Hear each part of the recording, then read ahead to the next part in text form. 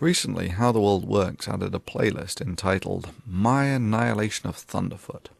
The cute irony being that the last video in the series, that's 1/4 of the entire videos, he had nothing to do with at all. Someone else made it. He has since retitled it, The Video That Thunderfoot Does Not Want You to See. Here's a word for you to get acquainted with How the World Works. Plagiarism. I have several issues with the video.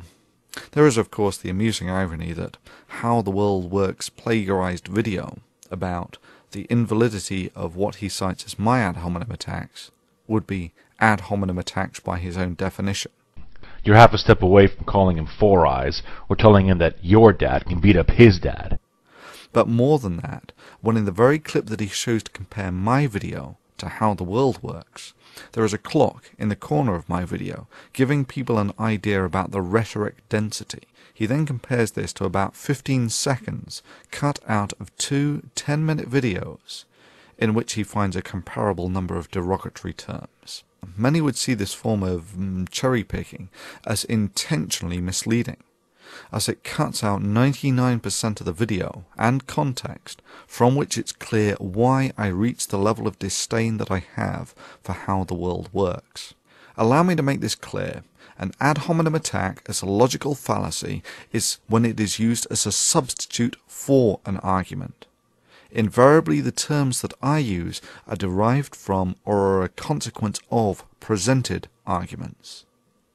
And yes, I make no secret of my disdain for someone who engages in actions as antisocial as selling disinformation and conspiracy theories, especially ones which may end up affecting the future of mankind, for cash. The second that North Korea got a missile and was threatening to launch it, we should have bombed the missile site. Period. I think branding this jerk as Captain Stares-a-Lot is both fitting and humorous under the circumstances.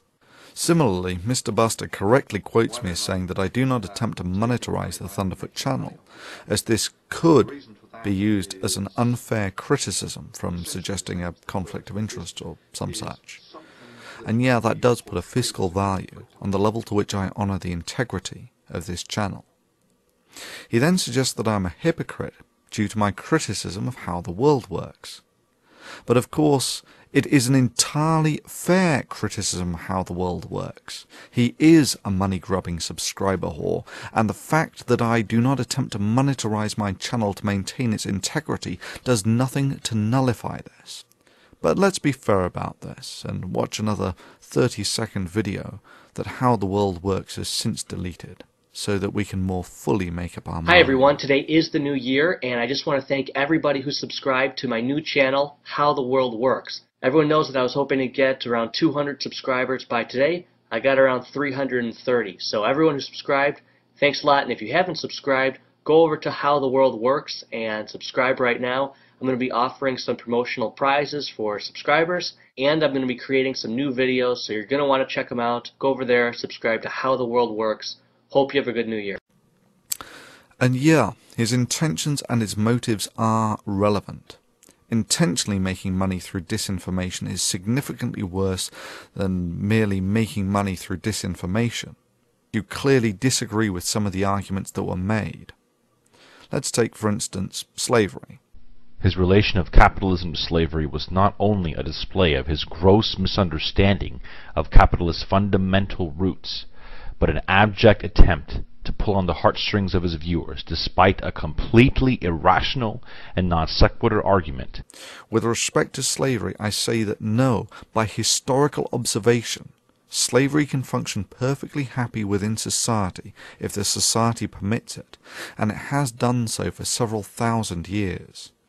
And yes, the American slave trade demonstrates explicitly that capitalism has no issues about slavery.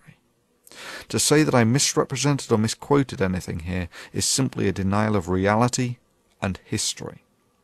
Similarly, claiming this is merely an appeal to emotion is just not true. Its effects are directly relevant today. A brief history of the United States.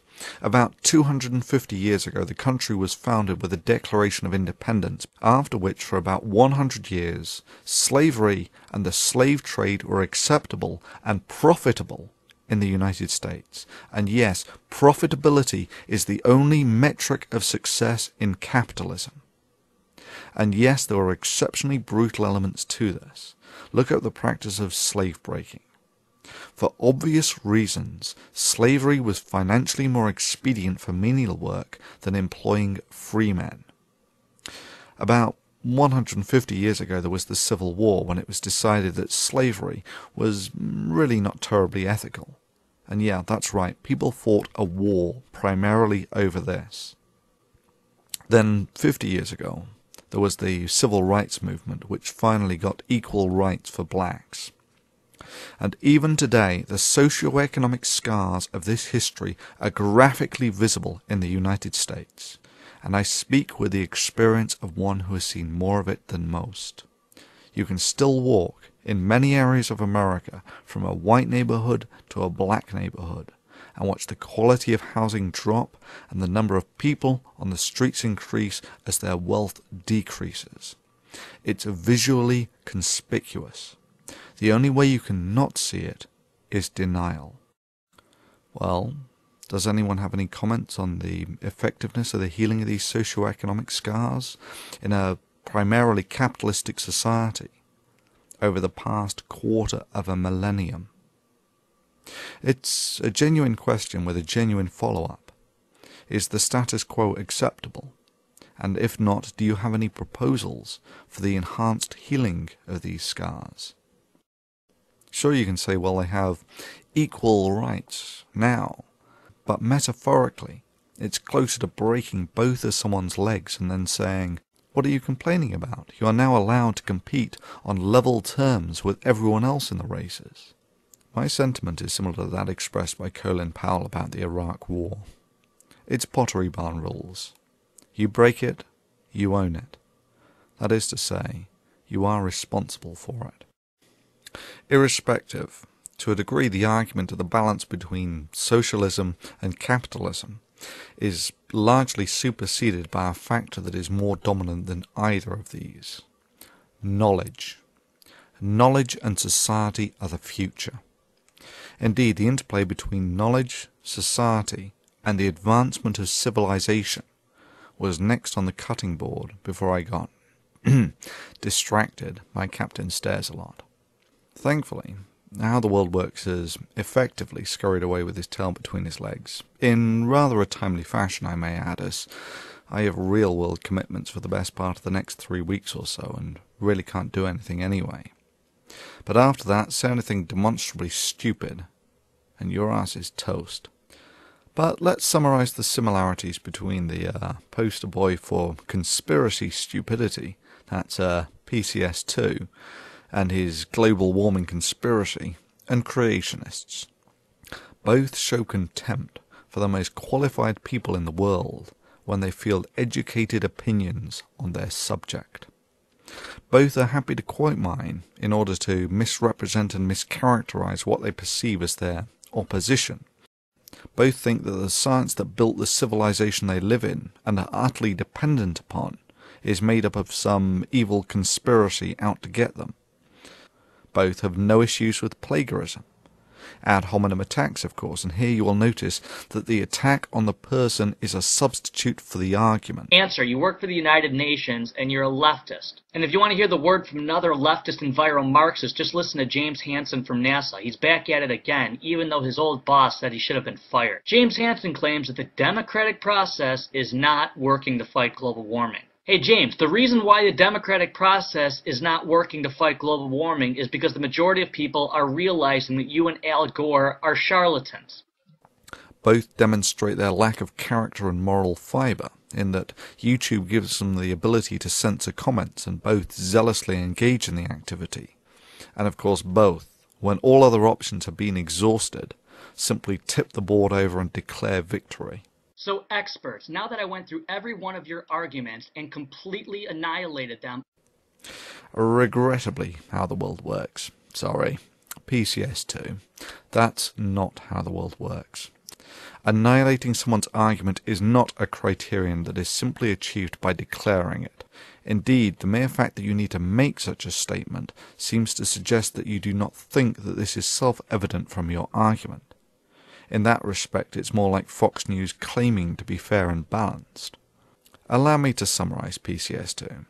Braying about how smart you think you are does little to add to your credibility when you are categorically wrong on multiple elementary levels, especially when you further compound your errors by further attempting to justify your ignorance by a variety of deeply unconvincing excuses, and then finally claim that factual veracity is not important as it's only YouTube and who the heck cares, and then ultimately, when all other possible options have been explored, you correct your mistake.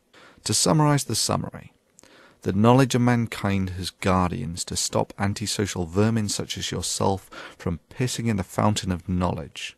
To summarize the summary of the summary, keep polluting science, swine. Your bitch ass is mine, sunshine.